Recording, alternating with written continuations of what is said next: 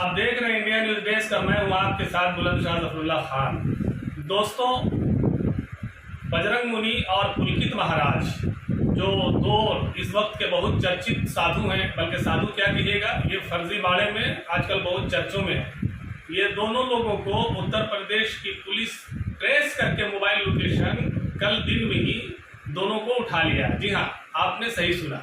बजरंग मुनि जो हिंसा फैला रहे थे और बजरंग मुनि के साथ एक और साहिबाबाद स्थित गाजियाबाद के महामंडलेश्वर या संत या महंत जो कह लीजिए, पुलकित महाराज, इनको भी अलगाव और भड़काऊ भाषण देने के जुर्म में उत्तर प्रदेश की पुलिस ने दबोच लिया।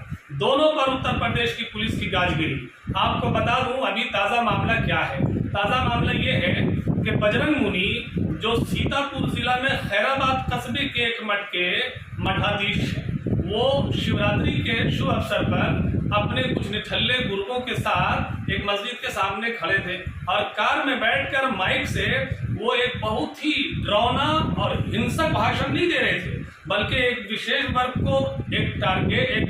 को टारगेट करके उन्हें गलियाते हुए नजर आए, गलियाते हुए सुने गए। उनकी गाली क्या थी, बजरंग मुनि से आप खुद सुनिए, जिसकी वजह से आज उत्तर प्रदेश की पुलिस के उन पर गाज गिरी है।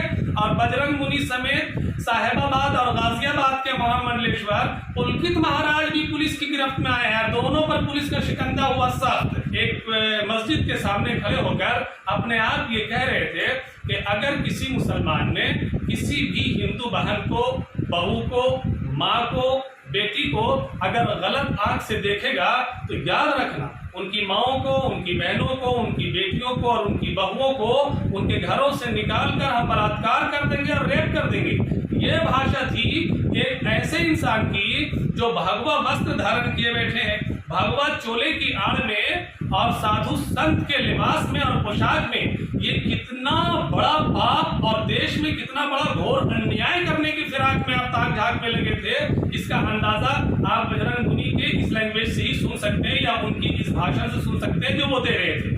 और जब वो भाषण दे रहे थे तो कुछ नफरती चिंटुओं के गैंग यानी कुछ निठल्ले लौंडे खड़े थे जो जय श्री राम का पवित्र नारा लगाकर बजरंग मुनि की इस घिनौने भाषा का समर्थन कर रहे थे। जैसे ही ये वीडियो वायरल हुई, जंगल की आग की तरह पूरे देश में फैल गई और फिर इस पर रिएक्शन और प्रतिक्रियाएं आने लगी। वैसे ही उत्तर प्रदेश की पुलिस पूरी तरह से एक्शन में आई और उत्तर प्रदेश की पुलिस एक्शन में आते ही बजरंग मुनि के मोबाइल को ट्रेस करने लगी। मोबाइल की लोकेशन लखनऊ में मिली। सीतापुर और लखनऊ की कंबाइंड पुलिस ने मिलकर एक पुलिस ऑपरेशन किया जिसमें बजरंग मुनि को धर लिया। अब बजरंग मुनि को धरने के बाद फिर पुलकित महाराज जो साहिबाबाद गाजियाबाद के हैं और वहां उन्होंने अलगाव भड़काऊ भाषण दिया था, उन्हें भी उठा लिया और इन दोनों का मेडिकल टेस्ट कराने के बाद पुलिस ने इन्हें रिमांड पर ले लिया है। महाराज जी पर जैसे ही मुकदमा दर्ज हुआ, महाराज जी को जैसी इसकी खबर मिली कि हम पर तो मुकदमा दर्ज हो गया है, वैसे ही बजरंग मुनि तुरंत एक वीडियो जारी करके पूरे देश की बेटियों से, बहनों से, माओं से और सबों से इन्होंने माफी मांगा और कहा कि हमारा ये मकसद नहीं था। हम देश की माताओं का, बहनों का, महिलाओं का, स्त्रियों का, बेटियों का, बहुओं का, सबका हम सम्मान करते हैं। बजरंग मुनि ये तब कहने लगे जब बजरंग मुनि पर एफआईआर हो गई और उन्हें यह मालूम हो गया कि पुलिस अब उन पर गाज गिराने और शिकंजा कसने की जोड़ तोड़ में बिल्कुल जुट चुकी है। तो हम बताना चाहेंगे दोस्तों कि आखिर जानिए कि बजरंग मुनि है कौन और बजरंग मुनि कहां से आए, बजरंग मुनि क्या करते थे। बजरंग मुनि 2018 में, अपने 2018 के बाद भी ठीक आज से 2 साल पहले भी एक बार अरेस्ट हो चुके हैं अपने इसी घिनौने कारनामे की वजह से। बजरंग मुनि प्रतापगढ़ के रहने वाले हैं, प्रतापगढ़ उत्तर प्रदेश के। प्रतापगढ़ उत्तर प्रदेश में ये एक ऐसी सिंपल नॉर्मल लाइफ गुजारते थे और वहां कुछ दिनों के बाद फिर अपने कुछ चोर उचक्के गुर्गे तैयार किया जिसके जरिए ये बाइक को और दूसरी चीजों को, बाइक को, साइकिल को, इन सब चीजों को चोरी करते थे और चोर मार्केट में बेचते थे। जैसे ही इसका भांडा फूटा और ये लीक हुआ तो बजरंग मुनि तुरंत वहां से भाग खड़े हुए प्रतापगढ़ से। अब भागकर सीतापुर के कस्बा खैराबाद के एक मठ में मठाधीश की हैसियत से उन्होंने वहां पनाह ले लिया और अपना एबा, जोगा, रंग, चेहरा मोहरा सब कुछ बदल लिया और ढोंगी अंदाज में वहां अपनी जिंदगी गुजारने लगे। लेकिन चूंकि आदत जब चोर और फकीर ये दो लोग ऐसे होते हैं कि जो कभी संतुष्ट नहीं होते हैं। चोर कितनी चोरी कर ले लेकिन वो चोरी करेगा जरूर और फकीर को जितना भी मिल जाए वो भिक्षा मांगेगा जरूर। ये दोनों की आदत है, नेचर होता है। तो बजरंग दल वो बजरंग मुनि जिस वजह से भाग कर आए थे प्रतापगढ़ से, और जब यहाँ इन्होंने चोला धारण किया, अपने आप को छिपाने के लिए भगवा चोला धारण किया, उसके बाद सोचा कि हमारे सारे पाप धुल गए हैं, अब हमें कोई नहीं पहचानेगा। लेकिन चूंकि बिल्ली के मुंह में खून लगा हुआ था, आदत तो थी इनकी ये सब करने की, सांप्रदायिकता फैलाने की, हिंसा फैलाने की, अराजकता फैलाने की, ये सब करने में नंबर 1 है। तो ये भी सोचा कि अभी जो बिल्कुल एकदम रिनॉल्ड हिंसक चिंटू गैंग के मुखिया नरसिंहानंद है, उन्हीं के ट्रैक पर हम भी निकल चले, सस्ती शोहरत भी मिल जाएगी। और वो कुछ बच्चे लड़के इनके साथ हैं। लड़के इनके साथ क्यों हैं? ये सब बिल्कुल अपने देश के नौजवान हैं, युवा हैं। ये आखिर इनके साथ क्यों है? इनके साथ इसलिए हैं कि युवा पढ़े लिखे हैं, लेकिन युवा खाली हैं, युवा निठल्ले हैं, युवा निकम्मे हैं, युवा के पास रोजगार नहीं है। तो जब इनके पास रोजगार नहीं है तो इन युवाओं को यहाँ से उठाओ और उठाकर किसी दूसरे धार्मिक ट्रैक पर डाल दो। ये सबसे आसान है कि उनको धार्मिक ट्रैक पर डाल दो। और धर्म के अफीम से, धर्म के गांजे से, धर्म के सिरप से ज्यादा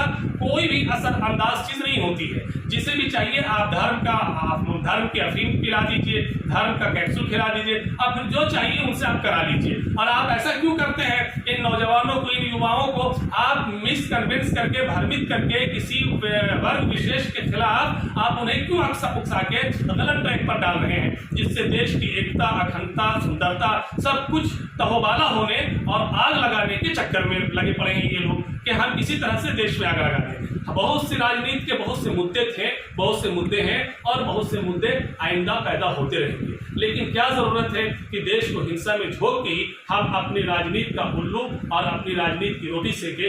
इससे ज्यादा अन्याय की बात कुछ हो ही नहीं सकती है। इसलिए हम कहना चाहेंगे, फिर उन तमाम लोगों को हम आज तंबीह करना चाहते हैं और चेतावनी देना चाहते हैं, जो किसी वर्ग के हों, किसी धर्म के हों, किसी जात और समुदाय के हों, वो लोग हमेशा जब भी कट्टरपंथी या रेडिकलाइजेशन को बढ़ावा देने की कोशिश करेंगे तो देश का कानून, देश का न्यायालय और देश की प्रशासनिक व्यवस्था जो है वो उन पर गाज गिराती ही रहेगी। और उन्हें हमेशा, हमें यकीन है कि ऐसे लोगों को, ऐसे मुजरिमों को और ऐसे आरोपियों को हमेशा सजा मिलती रहेगी। और जो इनोसेंट लोग हैं, और जो वो चाहे कोई समाज हो या वो कोई इंसान हो, वो जो बेगुनाह होंगे उन्हें मदद मिलेगी, उन्हें सपोर्ट मिलेगी, उनकी बात सुनी जाएगी और उन्हें इंसाफ मिलेगा। आप देखिए, आज आप बच सकते हैं अगर किसी सरकार या किसी वीआईपी पर्सन की अगर आपको संरक्षण प्राप्त है तो आप उस संरक्षण की बुनियाद पर बच तो सकते हैं। लेकिन आज नहीं तो कल, अभी नहीं तो कभी,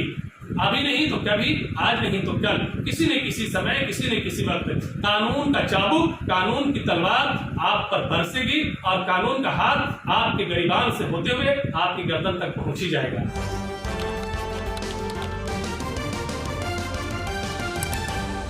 आपकी आवाज